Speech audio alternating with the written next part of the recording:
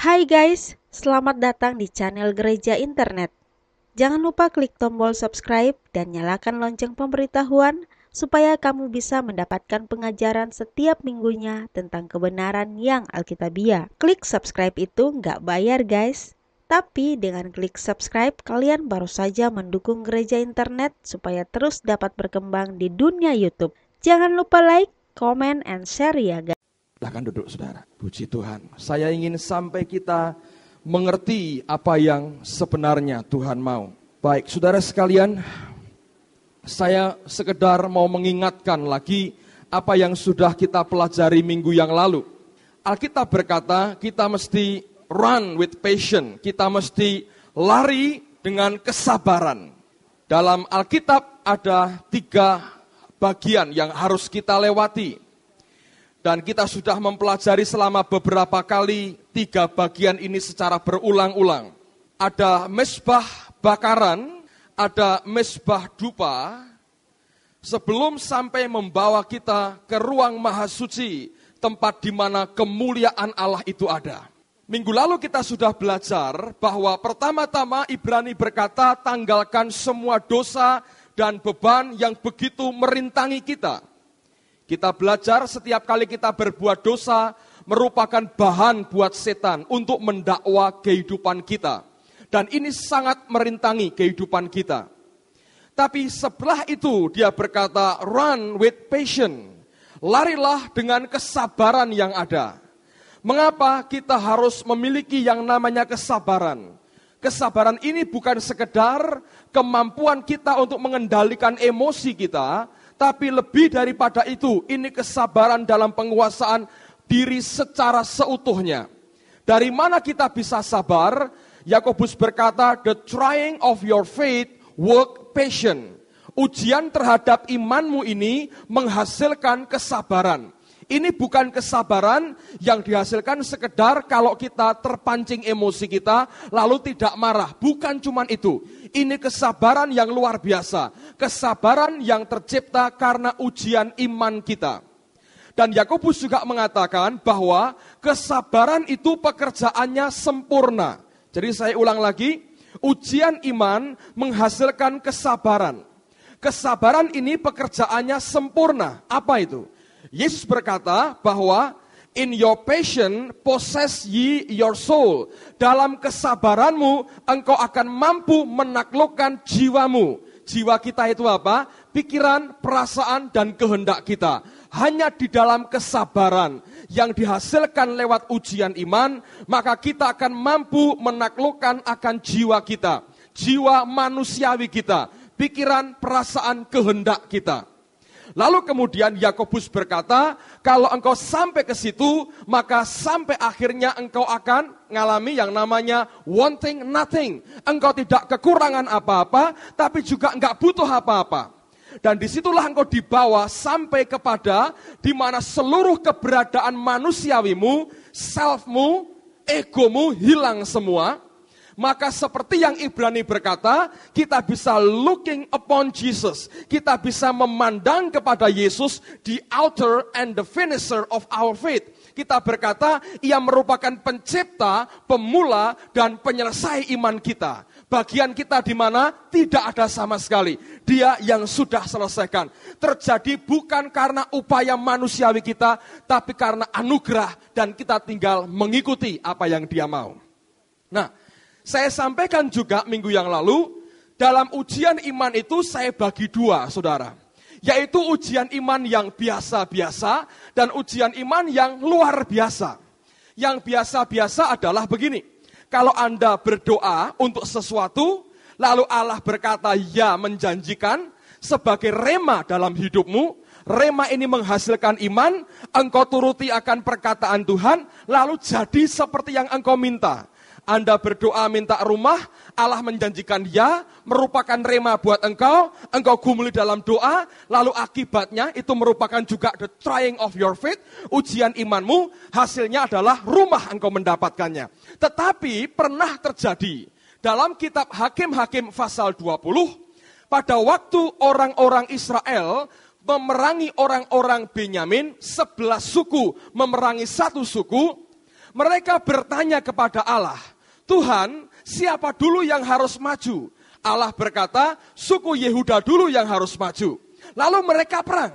Ketika mereka perang, mereka kalah, saudara. Allah yang berkata Yehuda dulu, mereka menturuti perkataan Tuhan, tapi hasilnya tidak seperti yang diharapkan. Mati 22.000. Lalu hari kedua, mereka menangis sampai sepanjang malam, dan mereka tanya, Tuhan, apakah kami harus perangi lagi suku Benyamin saudara kami? Tuhan berkata, majulah menyerang mereka. Lalu mereka perang lagi hari yang kedua, dan mati 18.000 orang. Dalam 2 hari itu, karena mendengar perkataan Tuhan, mereka mati 40.000 orang.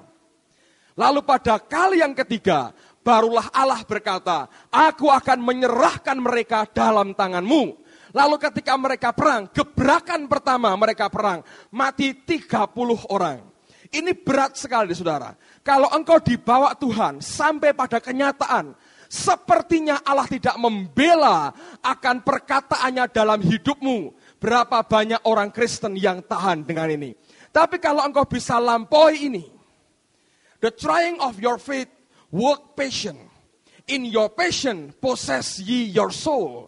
Sampai engkau wanting nothing. Engkau enggak butuh apa-apa. Sampai engkau bisa berkata, Jesus is the author and the finisher of our faith. Yesus adalah pemula. Dan dia juga yang bisa menyelesaikan imanku. Semua dikerjakan karena anugerah. Engkau ketemu dengan kemuliaan Tuhan di sini. Saya mau teruskan malam hari ini. Hari Jumat yang lalu, saya pulang dari luar, lalu kemudian saya masuk ke rumah. 2 anak saya ikut masuk ke kamar, mainan di dalam kamar. Ketika masuk sedang ganti pakaian, Roh Kudus berkata begini, Agung, sudah waktunya buat kamu belajar sekarang. Saya ngerti kalau dia ngomong seperti itu, artinya dia mau memberikan sesuatu. Saya suruh anak saya keluar, semua saya suruh keluar, saya kunci kamar, saya sendirian dalam kamar, saya berdoa. Lalu hati saya, kalau Tuhan itu memberikan saya sesuatu, biasanya dia mulai memberikan akan rasa ingin tahu dari hati saya tentang topik tertentu. Nah, tiba-tiba dia bawa hati saya sampai pada pergumulan soal jiwa ini. Karena saya tahu, saudara, sebagian besar orang Kristen berhenti dalam pergumulan di jiwa. Tidak pernah bisa nembus sampai ke rohnya secara kuat. Tapi berhenti bergumul sampai di jiwa ini dan tidak bisa menang di sini. Ketika itu kemudian saya diingatkan dengan satu ayat yang ada pada Matius pasal 11. Silakan Anda buka akan ayat itu. Matius pasal yang ke-11, ayat yang ke-28 sampai dengan ayat yang ke-30. Ini ayat yang sangat terkenal dan hati saya tertuju kepada ayat ini, lalu saya baca berulang-ulang. Jumat lalu pengalaman yang menarik kembali Tuhan berikan dalam hidup saya, indah sekali, luar biasa. Saudara, kebaktian malam ini saya bilang luar biasa. Ketika saya naik ke depan, seluruh tubuh saya dilingkupi hadirat, saya rasa itu. Saya harap Anda bisa merasakan hal yang sama. Luar biasa, kalau roh Allah di tengah-tengah kita, Anda akan mengalami banyak hal yang luar biasa. Nah sekarang saya mau cerita bagaimana Tuhan mengajar saya akan ayat ini. Ini ayat yang sangat terkenal, tapi mungkin sebagian besar orang Kristen tidak ngerti artinya apa. Matius 11 mulai ayat 28. Saya bacakan, dengar baik-baik. Marilah kepadaku semua yang letih lesu dan berbeban berat. Aku akan memberikan kelegaan kepadamu. 29. Pikulah kuk yang kupasang dan belajarlah padaku. Karena aku lemah lembut dan rendah hati, dan jiwamu akan mendapat ketenangan. Sebab kuk yang kupasang itu enak, dan bebanku pun ringan. Saya mau ulang ayat 29 dan 30. Coba perhatikan kalimat demi kalimat, lalu ikuti. Bagaimana supaya jiwamu mendapat ketenangan? Apa yang harus kita lakukan? Bahasa Inggrisnya, you shall find rest unto your soul. Engkau akan mendapatkan istirahat pada jiwamu. Nah, perhatikan ayat 29. Pikulah kuk yang kupasang dan belajarlah padaku. Karena aku lemah lembut dan rendah hati dan jiwamu akan mendapat ketenangan.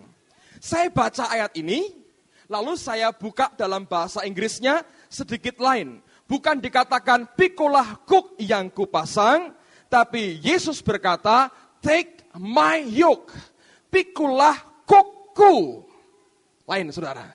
Bukan dikatakan pikulah kuk yang kupasang, tapi dia berkata, pikulah kukku.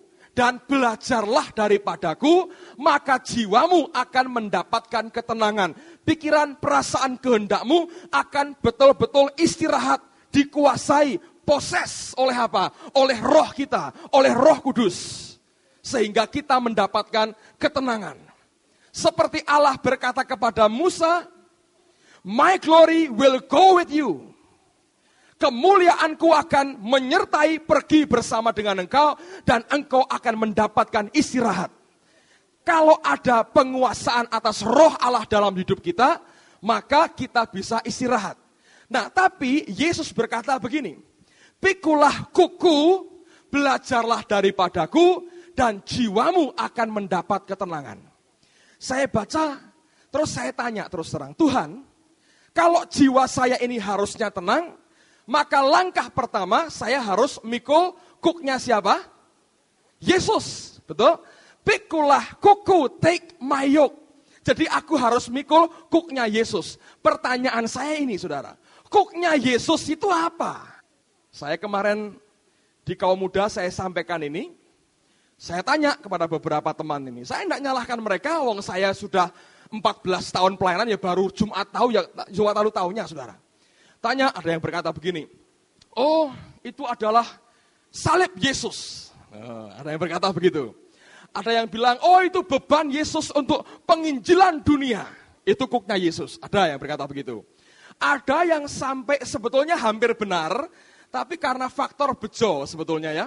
Dia jawab, sampai saya desak terus, saya kaget juga dengan jawabannya kok hampir benar gitu. Saya desak terus sampai dia berkata begini. Si Ati berkata gini, oh itu adalah, kuk itu adalah pemuritan. Oh itu kuknya Bu Foni, saya bilang, pelajaran pemuritan itu bukan kuknya Yesus itu. Take my yoke, kuknya Yesus itu apa saudara? Nah kalau kita mau mikul, baiklah saya mau mikul kuknya siapa? Kuknya Yesus. Lah itu apa? Ya enggak tahu. Ayo Anda mau mikul apa? Barang yang engkau tidak tahu sebetulnya. Dan saya ketika saya baca ini, saya berkata, Roh Kudus, aku tidak tahu. Kuknya Yesus ini apa? Yang mestinya aku pikul supaya jiwaku mendapat ketenangan, itu apa sebenarnya? Saya saksi dalam nama Yesus, saudara. Seperti orang ngobrol, muka dengan muka. Saya nggak lihat, tapi saya tahu dia itu ada. Ngomong jelas sekali. Ini yang saya mau bagi buat saudara. Ketika Jumat malam saya terima ini, saya lompat-lompat, saya bilang luar biasa. Dan pada ayat yang ke-30 dia berkata, sebab kuk yang kupasang itu enak. Bahasa Inggrisnya, my yoke is easy. Kuk yang ada padaku itu mudah, easy, gampang. Loh kalau gampang saya pikul Tuhan, kalau gampang. Supaya jiwaku mendapat ketenangan. Daripada gelisah terus. Tuhan bilang gampang, my yoke is easy. Tapi apa yang gampang itu apa? Kalau segampang-gampangnya engkau nggak tahu itu apa, bagaimana cara mendapatkannya? Saya ngomong terus terang, Tuhan, aku nggak ngerti. Kuknya Yesus ini apa sebetulnya? Lalu Roh Kudus ngomong jelas, dia tanya, kuk itu apa? Saya bilang gandar. Istri saya bilang, oh belandar, bukan. Belandar itu tiang yang melintang, ini belandar namanya. Ini gandar, saudara. Lalu kemudian dia berkata, gandar itu apa sebetulnya? Ya kuk. Kuk itu apa? Ya gandar. Apa itu? Itu barang apa? Itu loh, seperti kayu atau besi yang ditempelkan pada tengkuk lembu atau sapi, dihubungkan dengan bajak. Lembu atau sapi ini dengan tengkuk yang tertekan begini, dia harus menarik akan bajak itu untuk membajak akan tanah yang ada. Jadi sebetulnya kuk atau gandar itu adalah simbol tekanan yang pertama. Karena apa? Yesaya berkata, the yoke shall be destroyed because of the anointing. Kuk itu akan dihancurkan karena apa? Urapan Tuhan. Tapi apa yang Yesus katakan, dia berkata, take my yoke, pikulah kuku. Ketika saya jawab bahwa itu gandar Tuhan. Dan itu ditekankan pada tengkuk lembu atau sapi. Langsung saya terima penglihatan. Jelas sekali. Apa itu? Penglihatannya adalah 2 ekor sapi sedang ada kuk di atasnya bajak. Dan ini yang Roh Kudus katakan. Kamu harus tahu bahwa sapi di Palestina, kalau dia membajak tanah, tidak pernah seperti sapi di Indonesia. Di Indonesia sapi membajak 1 cukup. Di Timur Tengah selalu berdua. 2 ekor. 1 gandar, 1 kuk itu dipasang mesti 2 ekor sapi. Sekarang saya buktikan buat saudara, apakah betul yang Roh Kudus katakan, cek kepada firman Tuhan. Sekarang saya berikan contoh naturalnya dulu, coba buka Lukas pasal yang ke-14. Saudara akan terkejut dengan apa yang Tuhan ajarkan, karena buat saya ini hal yang tidak pernah saya pikirkan sebelumnya. Mungkin ada yang sudah tahu 3 tahun lalu, itu lebih hebat berarti saudara. Lukas 14 ayat yang ke-19. Ada orang ngadakan perjamuan makan, dia undang banyak orang, semua orang itu berdalih. Di antaranya yang berdalih berkata demikian. 19, pasal 14 ayat yang ke-19. Yang lain berkata, aku telah membeli 5 pasang lembu kebiri dan aku harus pergi mencobanya. Aku minta dimaafkan.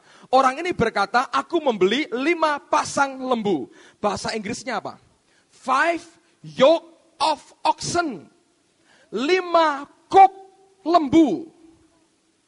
Bahasa Indonesianya 5 pasang lembu.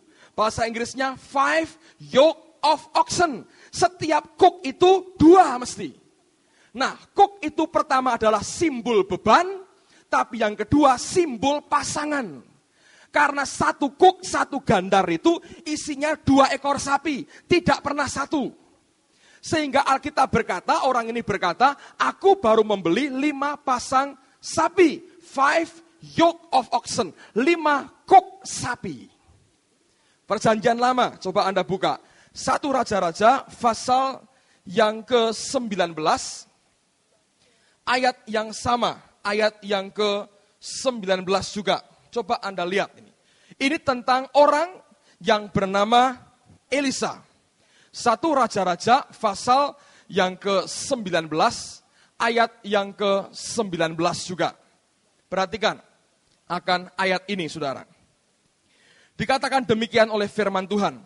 Setelah Elia pergi dari sana, ia bertemu dengan Elisa bin Safat yang sedang membajak dengan 12 pasang lembu.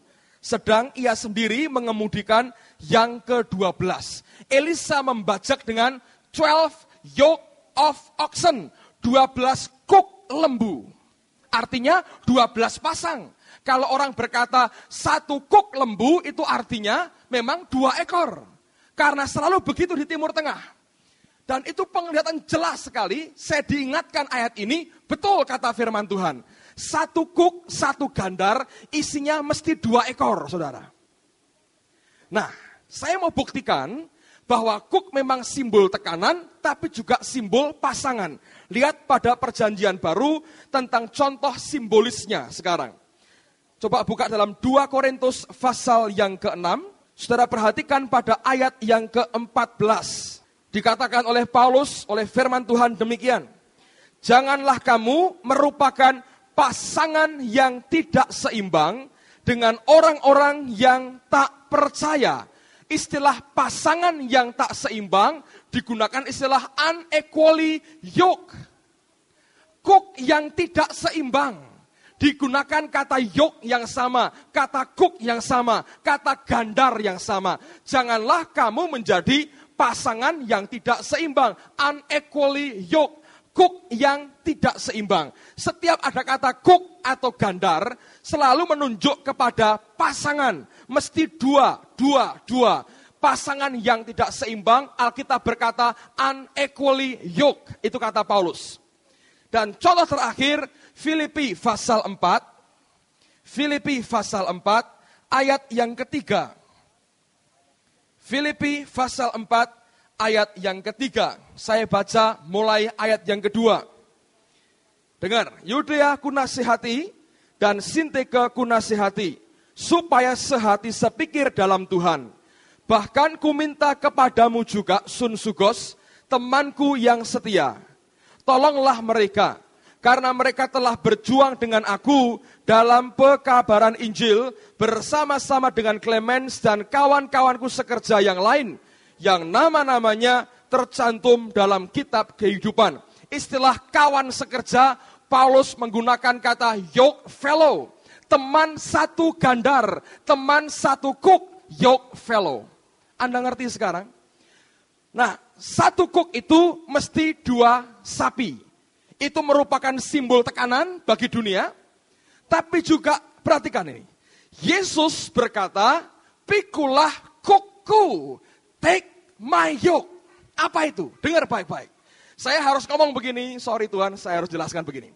Ada cook gandar satu, sapi pertama yang jadi sapi lah, bukan sapi ya. Nanti kurang ajar. Yang jadi sapi pertama, Yesus, saudara.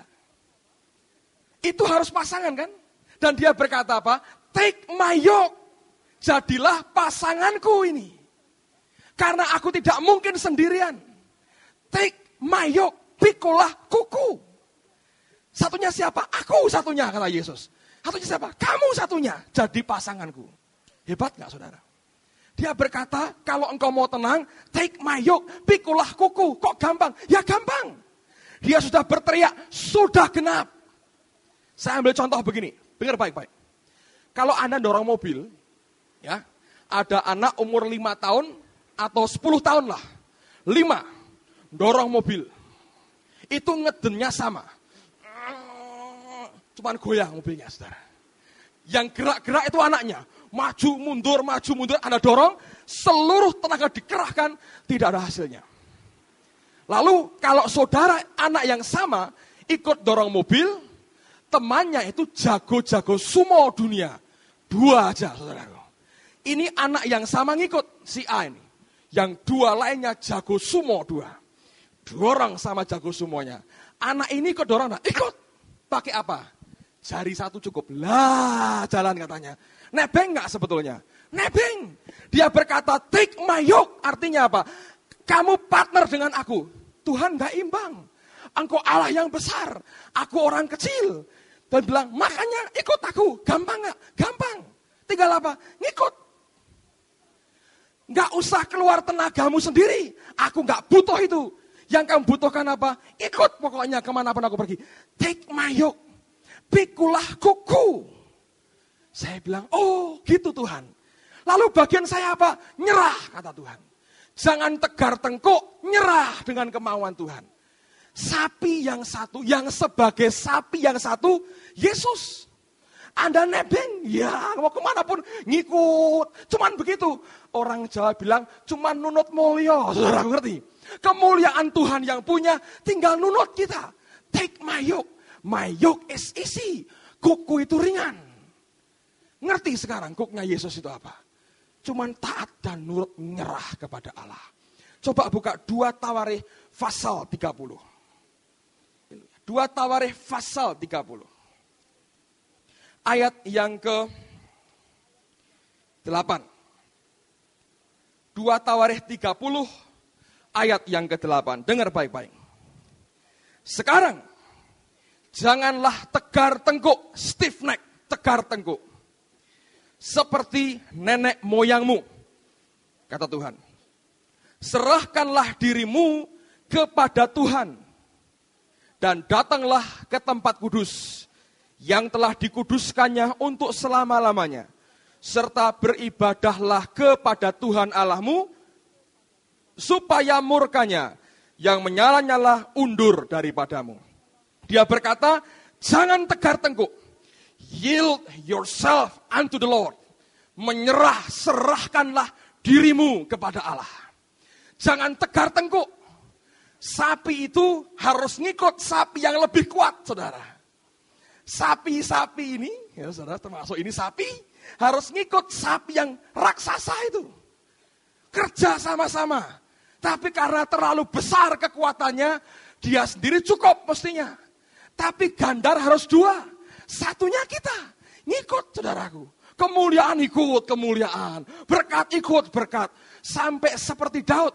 Sekalipun engkau bawa aku ke lembah bayang-bayang maut, aku tidak takut bahaya. Gadamu dan tongkatmu, itu yang menyertai aku. Kenapa? Dia tahu, dia cuma sapi nebeng. Sapi yang kuat di sini satunya gerak ngikut, saudaraku. Bagian kita apa? Jangan tegar tengkuk dan yield yourself unto the Lord. Menyerah kepada Allah.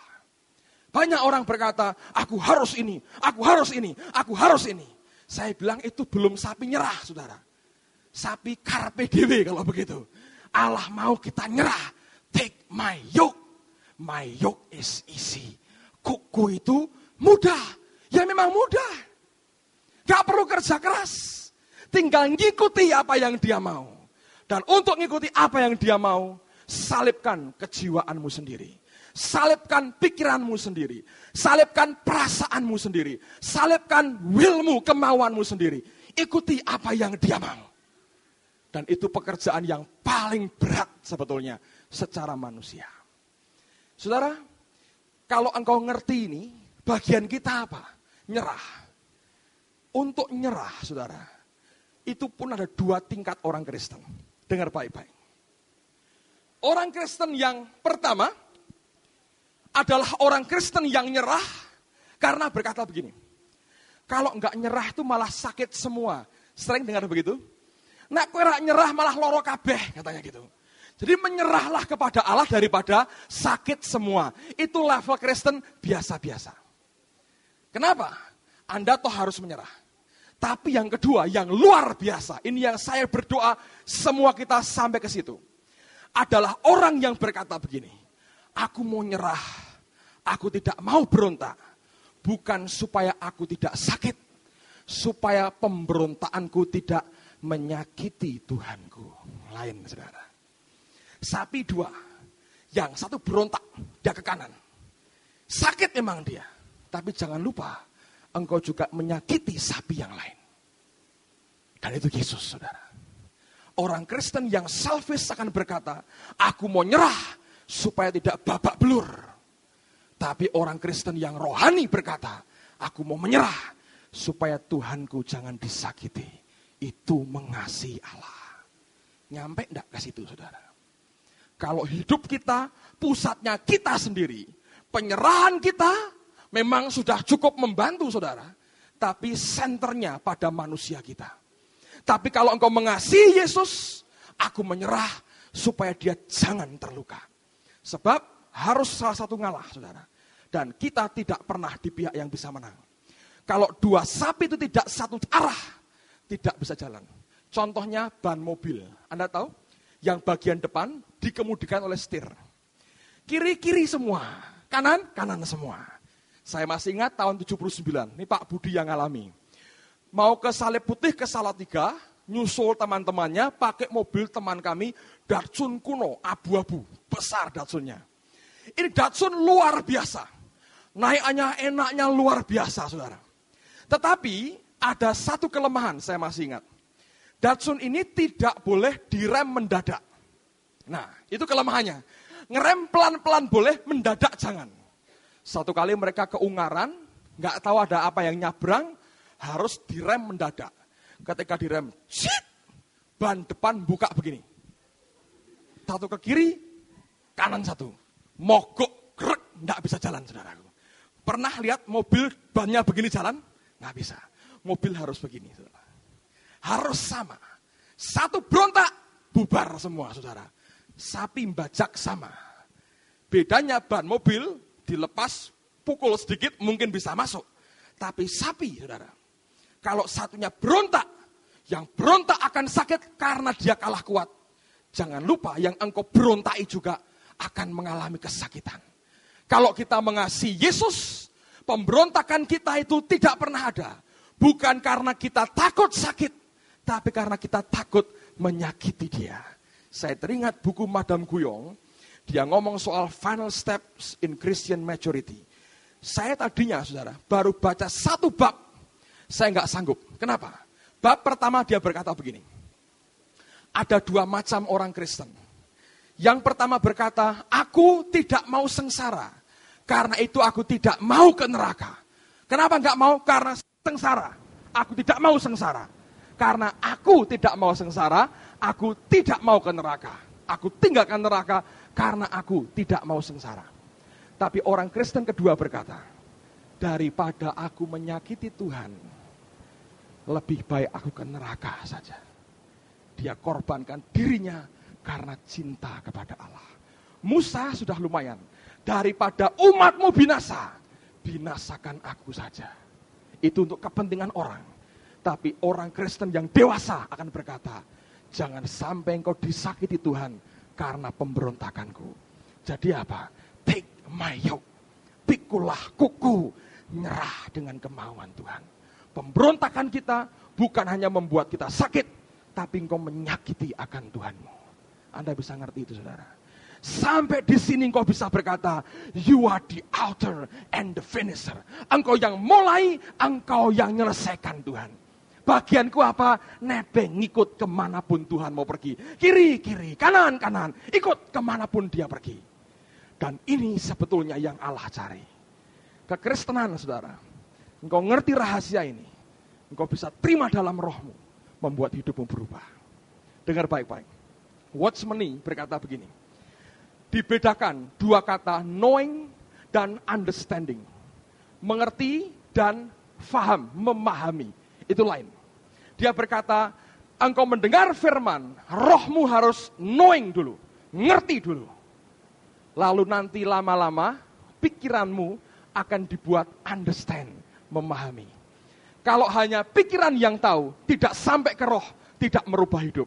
Rohmu harus know, ngerti dulu. Nanti pikiranmu bisa understand, bisa memahami. Ulang lagi, saudara. Yesus berkata, take my yoke. Kuk itu mesti dua pasang. Kuk yang satu pasang dua. Satu kuk itu dua sapi tadi. Yang jadi sapi pertama adalah Yesus. Sehingga dia berkata, take my yoke. Kukku ini loh. Jangan mikul kukmu sendiri. Itu kuk yang namanya tekanan, persoalan, penyakit, utang banyak. Itu kuk yang satu. Tapi my yoke. Ikut di sini.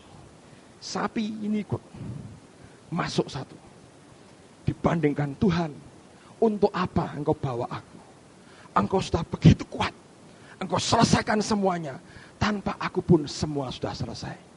Tapi itu kemuliaan. Dia mau bawa kita. Ini yang dia mau. Engkau ikut terus. Sampai di sini engkau melihat. From glory to glory. From faith to faith. From glory to glory. Kau dibawa sampai ke sini. Nanti kau ngerti itu yang Tuhan mau. Setiap pemberontakan tidak pernah menghasilkan apapun dalam kehidupan kita. Nah, persoalannya begini. Bagaimana kita bisa nurut? Saya coba enggak bisa, Pak. Kenapa kita enggak bisa nurut? Ada satu rahasia yang kita harus tahu. 1 Petrus pasal yang pertama, ayat yang ke-22. 1 Petrus pasal yang pertama, ayat yang ke-22. Dalam beberapa terjemahan, ada satu kalimat atau beberapa kata yang hilang di sini, tapi Anda bisa jumpai di King James. Nah, saya akan bacakan dulu bahasa Indonesianya, saya nanti bacakan bahasa Inggrisnya, ada dua kata yang hilang sebetulnya di sini. 1 Petrus pasal yang pertama, ayat yang ke-22. Dikatakan demikian oleh firman Tuhan. Karena kamu telah menyucikan dirimu oleh ketaatan kepada kebenaran, sehingga kamu dapat mengamalkan kasih persaudaraan yang tulus ikhlas. Hendaklah kamu bersungguh-sungguh saling mengasihi dengan segenap hatimu. Bahasa Inggrisnya sedikit beda, karena berbunyi begini. Seeing ye have purified your souls. Dia telah melihat bahwa engkau telah memurnikan jiwamu di dalam obeying the truth. Mentaati akan kebenaran itu. Siapa kebenaran itu? Yesus, saudara. Dia berkata, akulah jalan, akulah kebenaran, akulah hidup. Dikatakan, seeing ye have purified your soul in obeying the truth through the Spirit. Melalui Roh Kudus sebetulnya. Jiwa kita ini harus dimurnikan. Jiwa kita ini harus diuji dengan iman. Lahirlah passion, kesabaran. Diuji dalam hal apa? Untuk mentaati the truth. Siapa itu? Yesus. Waktu kapan? Waktu kita jadi partnernya dalam kuk yang sama. Dan itu tidak pernah bisa jalan sendiri kalau tidak through the Spirit. Lewat Roh Kudus dalam kehidupan kita. Itulah sebabnya pentingnya Roh Kudus dalam hidup kita. Dia bukan something, tapi someone. Bukan sesuatu, tapi seseorang, satu pribadi yang utuh. Kalau engkau bisa melibatkan dia dalam kehidupan kita setiap saat, saudara akan mengalami kemudahan yang luar biasa untuk obeying the truth. Mengikuti kemanapun yang Tuhan mau bawa kita sampai ke tempat yang dia tuju. Dengar baik-baik, sekarang saya mau jelaskan soal Musa, saudara. Saya katakan kemarin, kalau Allah berfirman, kita mentaati, orang berkata, kita akan terima hasilnya. Seperti yang Allah katakan. Tapi kalau Allah berfirman, kita enggak taat, orang berkata, tidak mungkin kita mendapatkan. Kan begitu. Musa perkecualian. Tuhan berkata, Musa, katakan kepada batu karang ini, keluarkan air. Itu firman Tuhan. Musa taat enggak, saudara? Yang pertama, taat. Suruh pukul, dia pukul, keluar airnya. Yang kedua, Allah berkata, jangan dipukul. Katakan saja, biar bukit batu itu mengeluarkan air. Musa taat enggak? Tidak. Diapakan batunya? Dipukul. Keluar enggak airnya? Keluar, saudara. Loh, kok bisa? Tuhan berfirman, tidak taat, tetap jadi. Wah, itu mau Pak yang begitu. Oh, jangan, belum tentu engkau mau. Wah, itu enak itu. Pokoknya karepe dhewe tetap jadi. Siapa bilang? Dengar baik-baik. Ketika engkau terima Yesus lahir baru, rohmu diselamatkan di sini. Lahir baru, rohmu hidup kembali. Ada pertemuan dengan Allah. Roh Kudus diberikan sebagai metre buat kita di sini. Engkau ngalami yang namanya born again, lahir baru, rohmu di sini. Tapi orang yang lahir baru, kalau dia dalam keadaan buta, bertobat masih buta enggak? Masih buta, kecuali ada kesembuhan ilahi, dicelikkan matanya, bisa. Pada umumnya masih buta. Orang yang hatinya pecah di situ, masih pecah enggak? Oh masih. Dendamnya seringkali masih. Tapi dia percaya Yesus. Datang ke Yesus. Jiwanya masih belum beres. Tubuhnya belum beres. Tapi rohnya terima Yesus, bertobat. Roh Kudus tinggal dalam manusia batiniah kita. Pada roh kita menguatkan roh ini. Karena itu sudah terlalu kotor. Kerap, kotor sekali. Dikuatkan Roh Kudus. Kuat, tambah besar. Roh Kudus tidak berhenti sampai pertobatan. Dia bergerak sampai ke jiwa kita. Berurusan dia. Lewat roh kita diajar memurnikan, purified our souls. Di sini roh kita dikuduskan oleh Allah. Di sini oleh Roh Kudus, jiwa kita dipurified, dikuduskan, dimurnikan untuk mentaati kebenaran. Kita sudah pelajari ini. Kalau engkau bisa selesai di sini, saudara. Anda mengerti secara medis sebagian besar penyakit itu karena faktor kejiwaan sumbernya. Berarti hubungan tubuh dengan jiwa ini kuat sekali. Kalau engkau selesai di sini, dia akan bergerak ke sini, saudara. Nanti seperti yang Yesus katakan, aku di dalam kamu dan kamu di dalam aku. Kalau Anda lukis seperti apa itu? Hanya ada satu lingkaran saja. Pengaruh dominasi Allah kuat sampai ke tubuh kita. Dan ini yang dialami Musa sebetulnya. Dia goyangkan tongkatnya. Karena penetrasi Allah sampai ke tubuhnya. Dihantamkan seperti yang dia mau. Keluar airnya, saudara. Tapi kalau tidak taat sekali saja, selesai, buang. Itu dialami Musa. Elisa ngalami. Ini yang namanya redemption of body, penebusan tubuh. Elisa mati. Sekian bulan, sekian tahun mungkin, tinggal tulangnya. Tapi karena redemption of body, penebusan tubuh terjadi, mayat kena tulangnya bangkit lagi. Tulangnya Elisa suruh beriman apa? Orang berkata, kalau mau membangkitkan orang mati harus beriman. Saya mau tanya, tulang belulang bisa beriman nggak, saudara? Mana bisa? Tulang ketemu mayat, yang beriman yang mana? Yang ngelempar juga karena ketakutan. Takut ada gerombolan Aram, dilempar. Mayat dilempar, mayat ketemu tulang. Yang beriman yang mana? Saya mau tanya. Nggak ada. Kecuali redemption of body terjadi. Sampai sepertinya Allah itu nyatu persis dengan dirinya. Saudara, nggak tahan pasti. Coba lihat Petrus, bayang-bayangnya menyembuhkan orang. Paulus, pakaian yang dipakai, nempel hadirat, anointingnya sampai ke fisiknya. Redemption of body. Dan redemption of body yang paling kuat dialami oleh Henokh. Alkitab berkata dia hidup bergaul dengan Allah. Kata bergaul dari kata Ibrani halak, to walk up and down with God. Artinya to walk up and down. Berjalan naik dan turun bersama dengan Tuhan. Itu namanya bergaul dengan Allah. Dalam level tertentu, hilang dia. Saya baca buku Kenneth Hagin. Dia berkata begini. Yang paling mengerikan, tanda petik saudara. Kalau masuk dalam dimensi roh seperti ini. Orang takut masuk lebih dalam. Karena biasanya dia bisa hilang. Hilang. Bukan hilang terus muncul lagi. Hilang itu, hilang aja. Anda baca bukunya Sadhu Sundar Singh. Dia pernah diangkat ke surga dan dia cerita, yang diangkat Tuhan hidup-hidup itu banyak. Bukan cuma Henokh dan Elia. Dia lihat banyak sekali yang diangkat hidup-hidup. Orang-orang yang mungkin tidak terkenal, gak masuk berita, gak ada orang tahu. Hilang aja. Terjadi redemption of body. Dan puncak redemption of body, penebusan tubuh, nanti kalau rapture, dia angkat semua gerejanya. Seketika berubah tubuhmu. Redemption of body. Makanya Paulus berkata, supaya roh jiwa tubuhmu tidak bercacat pada waktu kedatangan Yesus yang kedua. Artinya sebelum dia datang, dia bawa gerejanya sampai ngerti ini. Musa, Alkitab berkata, dia mati umur 120 tahun.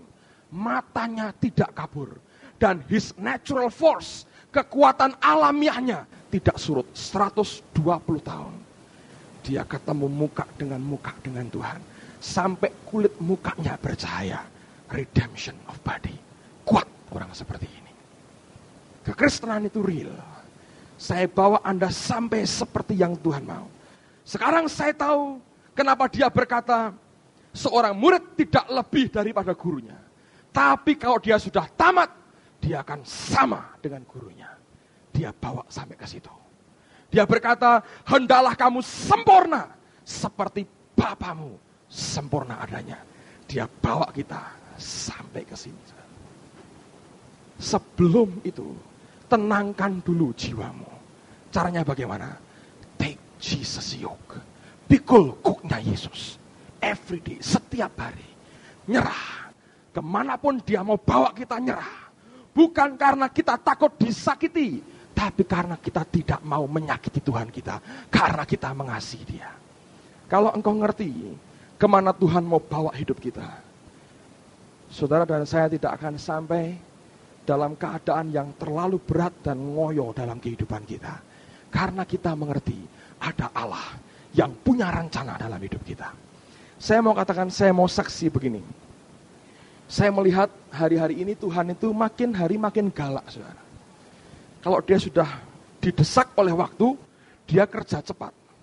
Pekerjaan cepat yang dia buat, kalau kita nggak pernah memahami, akan membuat kita terpental.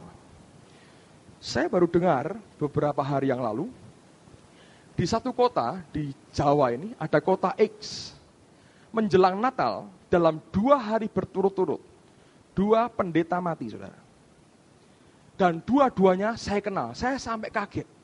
Yang pertama umur 49, yang kedua umur 44. Saya mau cerita ya, kenapa bisa begini? Karena saya doakan itu, saya bawa ke Tuhan dan saya ngerti akhirnya. Secara manusia problem dua orang ini menggegerkan kota itu luar biasa. Dan akibat daripada ini semua, banyak orang-orang Kristen yang akhirnya murtad dan tidak mau ke gereja lagi. Jadi pendeta C ini tadinya pengusaha. Dia punya rumah besar di kota itu, gede sekali. Ada satu hallnya yang nganggur nggak kepake, itu kira-kira hampir 1,5 gedung ini, besar. Nah itu dipakai persekutuan. Lama-lama oleh sebuah gereja, dijadikan sebagai cabangnya. Diresmikan gereja itu. Nah, gereja itu pendetanya si C ini yang punya rumah, jemaatnya di situ pakai nama gereja. Setelah jalan sekian lama, berkembang dengan baik, lalu gereja pusat berkata begini, maunya baik. Pak C, ini kan rumahmu, rasanya nggak baik kalau sampai kita ini terus ngerepoti kamu untuk pakai rumah ini. Bagaimana kalau sekarang rumahmu ini kami yang beli, gereja yang beli, minta berapa gitu. Atau kalau nggak mau kamu, ya kami mau pindah aja. Kan nggak enak, kamu pendetanya yang punya rumah kamu, nanti kamu atur seperti rumah tanggamu sendiri kan repot. Maunya diatur dengan baik. Ini sudah benar saudara. Rupanya nggak tahu gimana, setan ikut-ikut juga, orang-orang juga nggak dewasa, salah paham, ribut rame, ribut besar, pecah akhirnya. Sebagian ikut gereja pusat, pindah, sebagian ikut pendeta C, mulai lagi di situ. Nah, waktu ribut-ribut ini, pendeta C dibantu pendeta D. Ini sarjana, lulusan Amerika juga, orangnya baik sebetulnya. Nganggur, saudara, yang kerja istrinya, suaminya nganggur. Nganggur membantu pekerjaan Tuhan. Wah, bagus kan? Kompak, sudah jalan, mulai berkembang. Waktu pecah itu sudah ribut, kota sudah ribut. Nggak jadi berkat, yang mundur banyak sekali karena kecewa. Lalu setelah itu, masuk gereja lain gitu. Datang ke kota yang sama, mau buka jemaat. Nah buka jemaat, nggak punya pendeta, nggak punya tenaga. Ngelihat, kok ada lulusan teologi nganggur, saudaraku. Walaupun nih bantu gereja ini didekati, mau nggak jadikan gembala sidang? Lah orang nganggur, gembala sidang, mau saudaraku. Cari kerja susah, saudaraku. Dapat. Dia pindah, bukan cuma dia, seluruh pemain musik diangkut semua. Minggu nggak ada yang main musik. Anda bisa ngerasakan pahitnya ini orang, saudara. Pecah lagi, buang, rame. Belum 2 tahun pecah lagi. Buah. Satu kali saya nggak tahu, menurut saya mesti tanggung jawab pimpinan, saudara. Dan Tuhan kalau sudah begitu, mungkin dia gini, suruh menghadap saya lah, saya adili gitu. Menghadap itu sama dengan apa? Saudaraku, mati saudaraku. Menghadap itu dipikir bisa baik lagi, belum tentu. 1000 nggak 1 saudaraku. Tarik gitu pulang, yang satu lagi khotbah 10 menit jatuh. Mungkin darah tinggi, masukkan rumah sakit, dirawat, sudah mulai baik, sadar baik, batuk, putus sarafnya, mati. Matinya batuk saudaraku. Jadi kalau batuk hati-hati saudaraku, ya itu bisa saatnya Tuhan panggil, batuk, meninggal karena batuk. Mati kan, geger, ribut. Hari berikutnya, si D serangan jantung. Tak, mati sekalian. Orang bilang, si C nesu, dicangking sisan si D katanya. Pendeta kok cangking-cangkingan? Loh mungkin, enggak tahu saya saudaraku.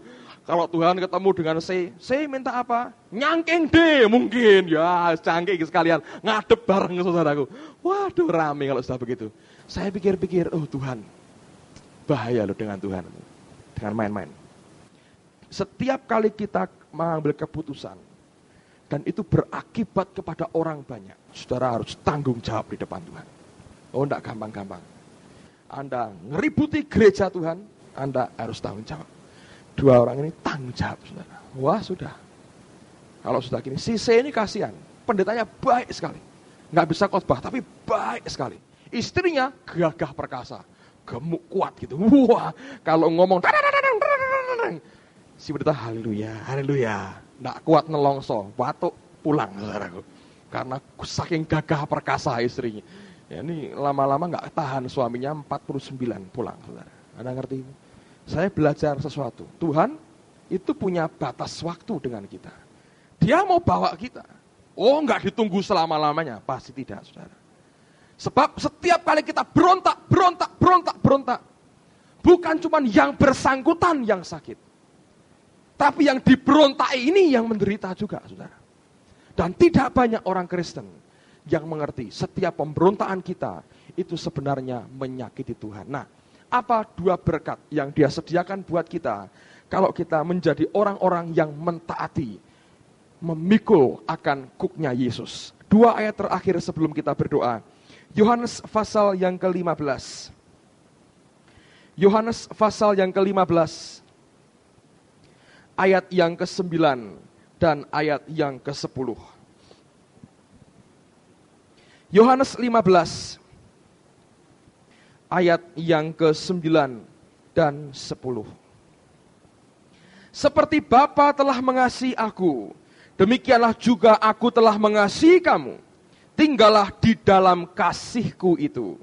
Jikalau kamu menuruti perintahku, kamu akan tinggal di dalam kasihku. Hebat.